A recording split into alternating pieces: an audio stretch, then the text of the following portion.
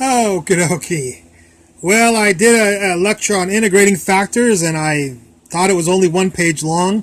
And I turned the page, and here was another page. So I'm going to have to include this in a different video because I don't know how to splice videos together. Here's my title down here: Example of Integrating Factors for Differential Equations by Vince Bentley. So you know that I really screwed up not realizing this was 2 pages long. Okay, so let's start off with an example here. You'll have to see my video on integrating factors. And actually, I've done already this a lecture similar to this a long time ago on integrating factors. So this is just, I just wanted to put together with these there's 3 videos here all together in a row about integrating factors in case you want a complete lecture. So let's start off with this differential equation, x cubed plus y parentheses dy plus x squared y dx equals 0. We'll call x squared y Mr. F. We'll call this Mr. G. We should test and see if this is exact. Is Fy equal to G x?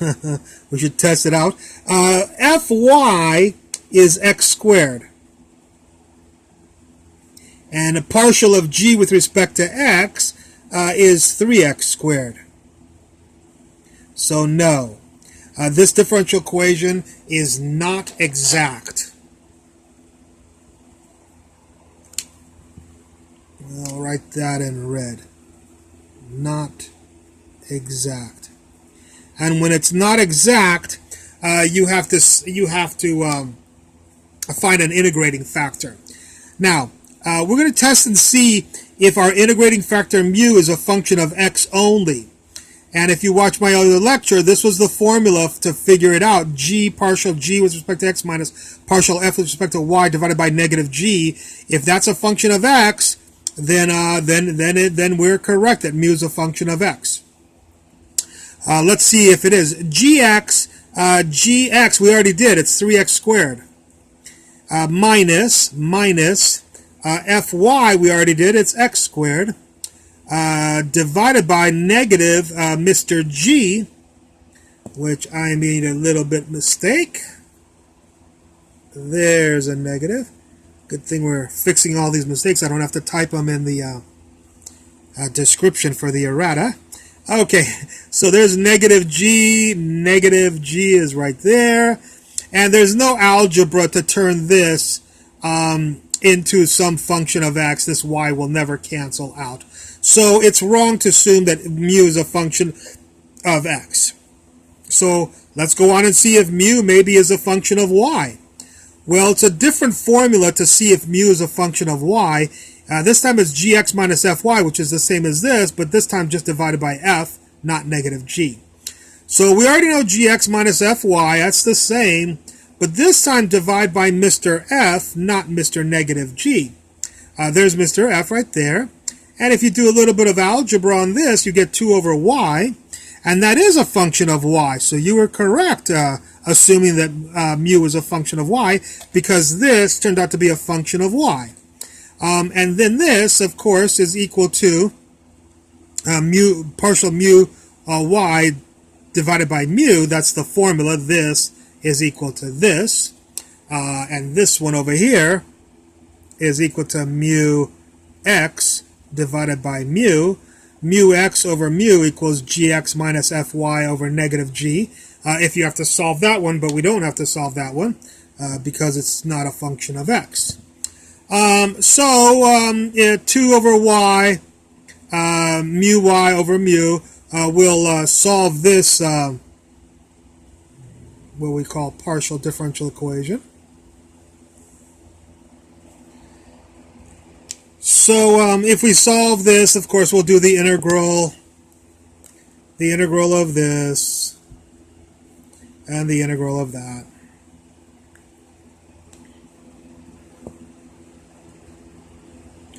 And we already saw that, I already told you before that the formula for it was mu is equal to the integral of I, or this function. So the integral of I is the integral of 2 over y. So we have mu equals e to the 2 natural log of y, and of course algebraically that's equal to y squared. Okay? So now that we have our mu, we'll multiply this through by y squared. So y squared times this is this guy. Y squared times this is this guy.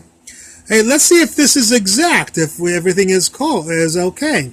Well, then, if this is exact, the test for exactness is my has to equal nx.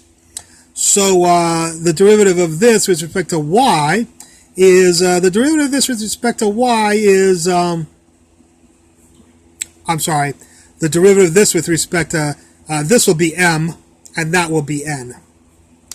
I apologize, because of course, m is first in the alphabet, and m is before n in the alphabet,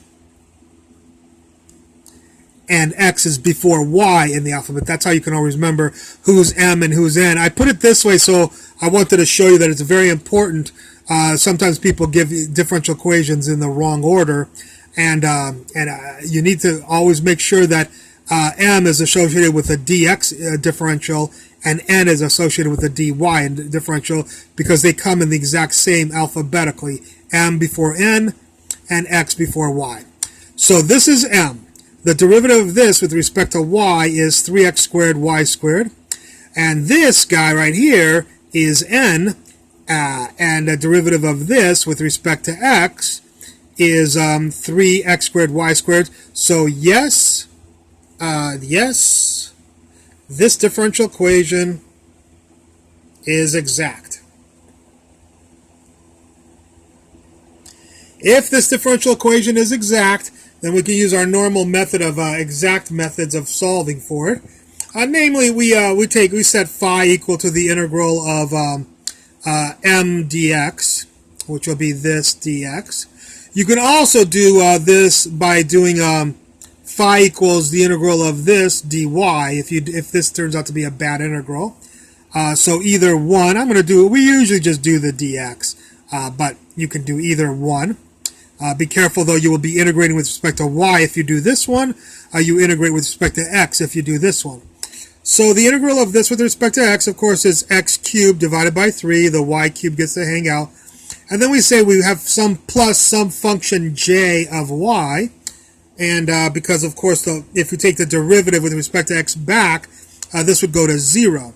So it's not plus some constant, it's plus some function of y. We'll take the partial of this with respect to y, and so we'll get 3x cubed y squared over 3 plus j prime.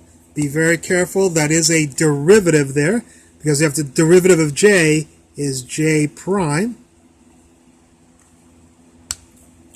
And what we'll do is this phi y has to equal the y term over the y Mr. n right here. So phi y equals n, which is y squared x cubed plus y cubed right there. And so this has to equal this. I set them equal to each other right here. These two will cancel. J prime equals y cubed. So of course we'll do the integral of both sides. The integral of j prime is j. That equals the integral of y cubed is y to the 4th divided by 4 plus some constant. So now that you know Mr. J, you can go back over to here. Phi equals this plus Mr. J. So phi equals this plus Mr. J right there, plus C equals 0. And so we throw away the phi equals. That was just a tool to use to get to our solution. So this will be the solution to this differential equation. Okay. There's no pages after that. All right. I hope you enjoyed this lecture. And again, if any errata, always look in the description for any errata. And I would appreciate if you would find it if you see any mistakes that I did not see. If you could put them in the comments, that would be great. Thank you very much.